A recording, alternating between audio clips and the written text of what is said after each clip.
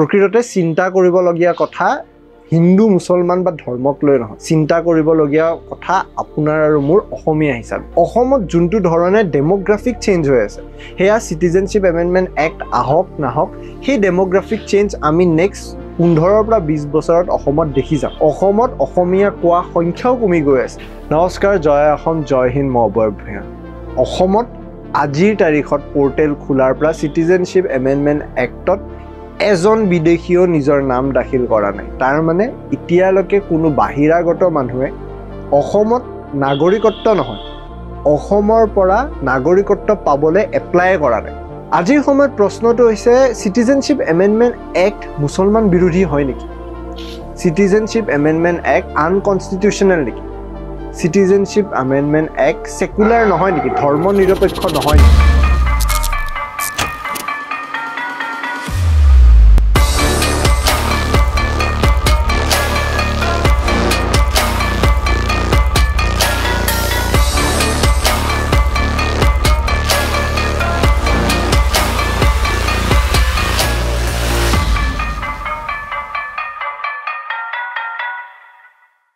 আজি ৰাতিপুৱা অসমৰ মুখ্যমন্ত্ৰী ডক্টৰ হিমন্ত বিশ্ব শৰ্মাই এটা প্ৰেছ কনফাৰেন্সত ক'লে যে এতিয়ালৈকে যেতিয়াৰ পৰা চিটিজেনশ্বিপ এমেণ্ডমেণ্ট এক্টখনৰ পৰ্টেলটো খোলা হৈছে, এজন নাগৰিকত্বৰ কাৰণে বাহিৰাগত যোন মানুহে ইয়াতে ৰেফিউজি হিচাপে আছে এপ্লাই কৰিব পাৰে, অসমৰ পৰা এটা এপ্লিকেশ্যনো যোৱা নাই।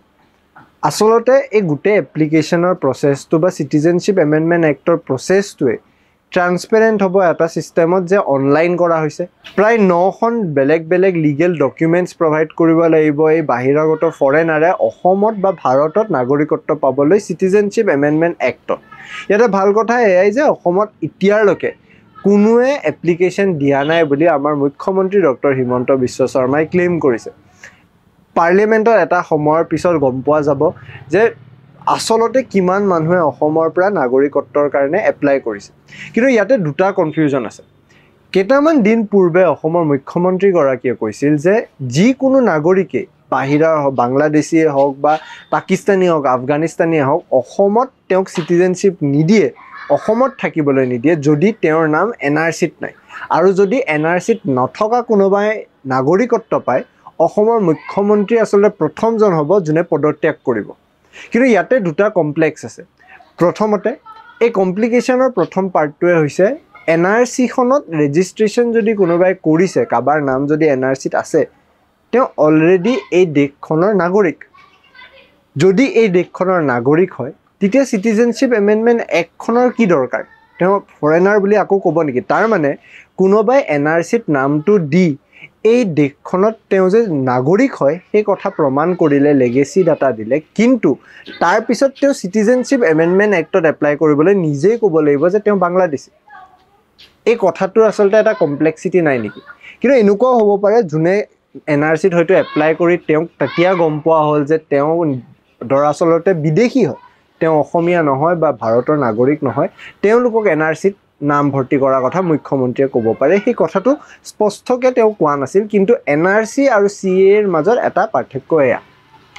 দ্বিতীয়টো কথা, অসমৰ পৰা যেতিয়া কোনোবাই কৈ আছে যে অসমৰ পৰা কোনো মানুহে এপ্লাই কৰা নাই, আমাৰ ইয়াতে মানুহে ফেক্টছ আৰু ফিগাৰ্ছ লৈ বিৰাট ভাল পায়। আজি কোনো নাই কোৱা কাৰণে আমি ভাবি গ'লোঁ যে হয়তো অসমত কোনো বাহিৰাগত মানুহ নাহে।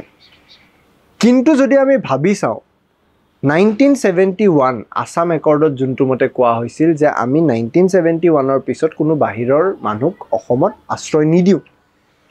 ভাৰতৰ কথাত কিন্তু অলপ বেলেগ। ভাৰতত 1948লৈকে আশ্ৰয় দিম বুলি কৈছিল, 48ৰ পিছতে নালাগে বুলি কৈ দিছিল। আজি অসমীয়াৰ দাবী এটাই যে নামানো এটা কাৰণে, কাৰণ 1971ৰ পিছত 2014লৈকে চিটিজেনশ্বিপ এমেণ্ডমেণ্ট এক্টে বাহিৰক ইয়াতে থাকিবলৈ আশ্ৰয় দিব। এতিয়া এই বাংলাদেশীৰ প্ৰব্লেম আমি ইয়াতে সমস্যা দেখি আহিছোঁ, তেওঁলোকক আমি অসমীয়াই ল'ব নোখোজোঁ, সেইটোৱে চিম্পল দাবী এটা। এতিয়া যদি আমি ভাবি লওঁ কালি কোনোবাই চিটিজেনশ্বিপ এমেণ্ডমেণ্ট এক্টত নিজৰ বাংলাদেশৰ লগত থকা লিংকটো প্ৰুভ কৰি পালে নাগৰিকত্ব দাবী কৰে, সেই মানুহজন প্ৰায় অসমত 20-30 বছৰ থাকিব লাগিব বা হয়তো 2014ৰ আগৰলৈকে থাকিব লাগিব।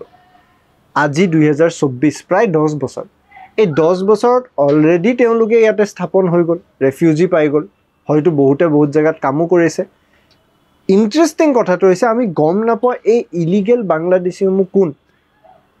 ইমান বছৰে এই কথাটো কোনোৱে অফিচিয়েলি ক'তো ক্লেইম কৰা নাই যে অসমত কিমান মুছলিম বা হিন্দু ইলিগেল বাংলাদেশী আছে। আজি বহুতৰ সমস্যা, বহুতৰ মানে মই যদি ভাৰতবৰ্ষৰ কথা কওঁ, বিভিন্নখন ৰাজ্যৰ এটা সমস্যা হৈছে যে চিটিজেনশ্বিপ এমেণ্ডমেণ্ট এক্টখন মুছলমান বিৰোধী হয়। তেওঁলোকে কৈছে যে হিন্দু, খ্ৰীষ্টান, পাৰ্চী, শিখ, জৈনৰ কথা কৈছোঁ, কিন্তু মুছলমানৰ কথা কোৱা নাই। মুছলমানক কিয় এক্সক্লুড কৰা হৈছে বুলি তেনেকুৱা তেওঁলোকে কথা কয়। যি তিনিখন দেশৰ কথা কোৱা হৈছে, আফগানিস্তান, পাকিস্তান, বাংলাদেশ, এই তিনিখনে ইছলামিক দেশ। এই তিনিখন জেগাতে মেজৰিটি ইছলাম। কালি যদি আপুনি ধৰি লওক এটা উদাহৰণস্বৰূপে, ভাৰতবৰ্ষত কোনোবা হিন্দু মেজৰিটিত আছে, মাইনৰিটিত পাৰ্চী, খ্ৰীষ্টান, জৈন, শিখ আছে। মুছলিমক মাইনৰিটি বুলি ক'ব নোৱাৰি, কাৰণ তেওঁলোকে ছেকেণ্ড মষ্ট পপুলাছ কমিউনিটি হয়।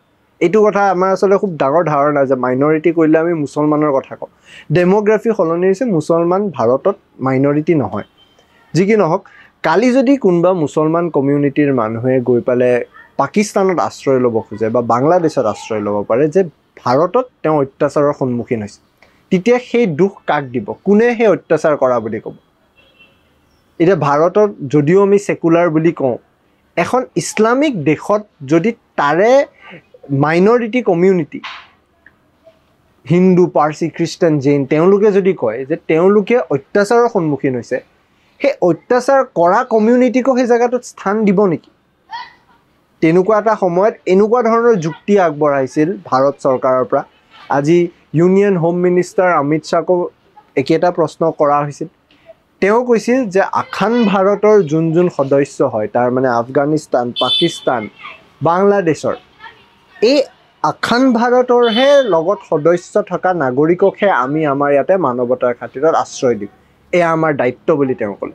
আজিৰ সময়ত কাক মুছলিম বিৰোধী বুলি কোৱা কোন? ভাৰতবৰ্ষৰ বিভিন্নখন ৰাজ্য, তামিলনাডু, কেৰেলা, দিল্লী, ৱেষ্ট বেংগল, য'ত বিশেষকৈ অপজিশ্যন পাৰ্টি পাৱাৰত আছে বা বিজেপিৰ মিত্ৰজোঁট পাৱাৰত নাই, সেইকেইখন ৰাজ্যহে কৈ আছে যে কাখন মুছলমান বিৰোধী। কংগ্ৰেছৰ জ্যেষ্ঠ MP শশী থাৰুৰে কৈছে যে কাৰ প্ৰিন্সিপালছ ঠিকে আছে, কিন্তু মুছলমান বিৰোধী কাৰণেহে তেওঁলোকে বিৰোধ কৰিছে। যদি মুছলমানক ইয়াতে ইনক্লুড কৰা হয়, কা ঠিকে আছে। কিন্তু কথাটো হৈছে এই ৰাজ্যকেইখনে বাৰম্বাৰ কয় যে আমি ইয়াতে কা ইমপ্লিমেণ্ট হ'ব নিদিওঁ, কা ইয়াতে আমাৰ আহিব নিদিওঁ, কিন্তু তেওঁলোকে পাৰে জানো? প্ৰকৃত সত্য হ'ল তেওঁলোকে নোৱাৰে। আৰ্টিকেল 246ত 7 স্কেডিউলৰ আণ্ডাৰত ইউনিয়ন লিষ্টত চিটিজেনশ্বিপ, নেচাৰেলাইজেশ্যন আৰু এলিয়েন পৰে। তাৰ মানে নাগৰিকত্বৰ কথা কোনো ৰাজ্য চৰকাৰে ডিচাইড কৰিব নোৱাৰে। নাগৰিকত্বৰ সিদ্ধান্ত কেৱল চেণ্ট্ৰেল গভৰ্ণমেণ্টে ল'ব বা চেণ্টাৰে ল'ব। এতিয়া বহুতে ভাবি আছে চিন্তাৰ বিষয়টো কি? যদি আপুনি এজন মুছলমান বা এগৰাকী মুছলমান হয়, চিন্তা কৰিবলৈ নহয়, কাখন মুছলমান বিৰোধী নহয়। চিটিজেনশ্বিপ এক্টৰ ছেকশ্যন 6 যদি মোৰ ভুল হোৱা নাই, তাৰে অধীনত নেচাৰেলাইজেশ্যন প্ৰচেছত যদি আপুনি মুছলমান হয়, যদি অসমত আপুনি ৰেফিউজি হিচাপে 11 বছৰ থাকে, আপুনি নাগৰিকত্ব ক্লেইম কৰিব পাৰে। সেয়া নেচাৰেল প্ৰচেছ এটা, তাৰে কোনো ডিছৰাপশ্যন নাই। কোনো এনেকুৱা ডিপৰ্টেশ্যনৰো কথা নাই চলা। কোনো দুখন দেশৰ মাজত এনেকুৱা আলোচনা হোৱা নাই যে ইয়াতে হয়তো মুছলমান বেছি আছে, আমি ডিপৰ্ট কৰি দিম। এনেকুৱা ধৰণৰ মিছকনচেপশ্যন আৰু মিছ ইনফৰ্মেশ্যনৰ কাৰণে বহুত মানুহ উত্তেজিত হৈ যায়, যাৰ কাৰণে বিভিন্ন ঘটনাৰ সন্মুখীন হয়। বৰ্তমান যোনটো নেৰেটিভ ছেটআপ হৈ আছে যে এণ্টি মুছলিম, কাখন এণ্টি মুছলিম প্ৰকৃততে নহয়। এয়া কোনো ৰাজনৈতিক দলৰ কথা নহয়। মই জানো কমেণ্ট ছেকশ্যনত বহুতে বেয়া পাব এইখিনি কথা কোৱাৰ কাৰণে, কিন্তু এয়া কোনো ৰাজনৈতিক দলৰ কথা নহয়, এয়া তথ্য। আপোনালোকে ডেফিনেটলি তথ্য ভাল পায়। আপোনালোকে যদি citizenship act section 6, citizenship act 1955 চাগে, তাৰে ছেকশ্যন 6টো পঢ়িছে, তাতে গম পাব। বা চিটিজেনশ্বিপ এমেণ্ডমেণ্ট এক্ট 2019ৰ চিটিজেনশ্বিপ এমেণ্ডমেণ্ট এক্ট ৰুলছ 2024ৰ নিয়মখিনি পঢ়ি চাই খুব স্পষ্টকৈ লিখা আছে, আৰু নিজে গম পাব যে এয়া মুছলিম বিৰোধী নহয়। আখান ভাৰতৰ কনচেপ্টটো লৈ চিটিজেনশ্বিপ এমেণ্ডমেণ্ট এক্টখন আগবঢ়োৱাটো হয়তো বিজেপিৰ এটা ৰণনীতিৰ পাৰ্ট হ'ব পাৰে, হিন্দু ৰাষ্ট্ৰ কনচেপ্টটোক লৈ পালে। কাৰণ যদি এটা ভিডিঅ' ভাইৰেল হৈ আছে 2020 চনৰ আমাৰ চিফ জাষ্টিছ অফ ইণ্ডিয়াৰ পুত্ৰ, তেওঁ খুব ধুনীয়াকৈ বুজাইছিল যে কি ধৰণে চিটিজেনশ্বিপ এমেণ্ডমেণ্ট এক্ট আনকনষ্টিটিউচনেল বা আনছেকুলাৰ হ'ব পাৰে। তেওঁ কৈছিল যদি পাৰ্চী ইৰাণত থাকে, তাতে যদি প্ৰচিকিউটেড বা অত্যাচাৰৰ সন্মুখীন হৈছে, তেওঁ যদি ভাৰতত আশ্ৰয় ল'ব খোজে, তেওঁ 5 বছৰত চিটিজেনশ্বিপ এমেণ্ডমেণ্ট এক্টৰ আণ্ডাৰত নপৰে, কিন্তু 11 বছৰ চিটিজেনশ্বিপ এক্ট 1955 ছেকশ্যন 6ৰ নেচাৰেলাইজেশ্যন প্ৰচেছটোত পৰিব। এয়া কেনেকৈ জাষ্টিফাইড হ'ল বুলি তেওঁ প্ৰশ্ন উঠাইছে। প্ৰকৃততে চিন্তা কৰিবলগীয়া কথা হিন্দু মুছলমান বা ধৰ্মক লৈ নহয়, চিন্তা কৰিবলগীয়া কথা আপোনাৰ আৰু মোৰ অসমীয়া হিচাপে। অসমত যোনটো ধৰণে ডেম'গ্ৰাফিক চেঞ্জ হৈ আছে, সেয়া চিটিজেনশ্বিপ এমেণ্ডমেণ্ট এক্ট আহক নাহক, সেই ডেম'গ্ৰাফিক চেঞ্জ আমি নেক্সট 15 পৰা 20 বছৰত অসমত দেখি যাম। অসমত অসমীয়া কোৱা সংখ্যাও কমি গৈ আছে। যদি আমি কালি সংখ্যালঘু হৈ যাওঁ, কালি যদি আপুনি মই মাইনৰিটি হৈ যাওঁ, অসমত থাকি অসমীয়া মাইনৰিটি হয়, আমিও ত্ৰিপুৰাৰ নিচিনা অৱস্থা এটা দেখা পাম। চিন্তা সেইটো। এতিয়া সেই চিন্তা আঁতৰাবলৈ আমি এইটো কথা ক'ব নোৱাৰোঁ যে আমি বেলেগ এটা ধৰণে কোনোবা চৰকাৰক ভোটৰ পৰা উঠাই দিম, পাৱাৰৰ পৰা উঠাই দিম, কাৰণ আজিৰ পৰা অসম আন্দোলন হোৱা দিন ধৰি আজিলৈকে অসমত অসমীয়াৰ নিজৰ চৰকাৰ এখনো হৈছিল। অসম গণ পৰিষদৰ নেতৃত্বত কংগ্ৰেছৰ বছৰ ধৰি থকা চৰকাৰ এখন হ'ল, বিজেপি চৰকাৰো আহিল, কিন্তু কোনো অফিচিয়েলি আজিলৈ ক'ব নোৱাৰিল কিমান বাংলাদেশী ইলিগেলি অসমত আছে। সমস্যা তাতে। আজিৰ সময়ত ডাঙৰ প্ৰশ্ন আৰু ডাঙৰ উত্তৰ এটা। প্ৰশ্ন এইটো যে অসমত কিমান ইলিগেল বাংলাদেশী আছে আমি নাজানো। উত্তৰ এটা, এতিয়ালৈকে যিখিনি গম পাইছোঁ, চিটিজেনশ্বিপ এমেণ্ডমেণ্ট এক্টৰ অধীনত অসমৰ পৰা এজনেও এপ্লাই কৰা নাই। যদি কৰে, কোনোবাই নিজে স্বতঃস্ফূৰ্তভাৱে আগবাঢ়ি আহিব নেকি যে মই বিদেশী? কাৰণ আমাৰ ইয়াতে আজিলৈ আমি আইডেণ্টিফাই কৰিব পৰা নাই, চিনাক্ত কৰিব পৰা নাই ইলিগেল বাংলাদেশী কোন। এই ভিডিঅ'টো চোৱাৰ বাবে ধন্যবাদ। যদি ভিডিঅ'টো এইখিনিলৈকে চালে চেনেলটো ছাবস্ক্ৰাইব কৰিব। এই ভিডিঅ'টো চোৱাৰ বাবে ধন্যবাদ। যদি ভিডিঅ'টো এইখিনিলৈকে চালে চেনেলটো ছাবস্ক্ৰাইব কৰিব, ভিডিঅ'টো লাইক কৰিব। যেতিয়া আপুনি আমাৰ চেনেলটো ছাবস্ক্ৰাইব কৰে, ভিডিঅ'টো লাইক কৰে, আমি উৎসাহ পাওঁ আৰু অলপ কষ্ট কৰি এটা নতুন ভিডিঅ' বনাম। এই ভিডিঅ'টো চোৱাৰ বাবে, কথাখিনি শুনাৰ বাবে ধন্যবাদ।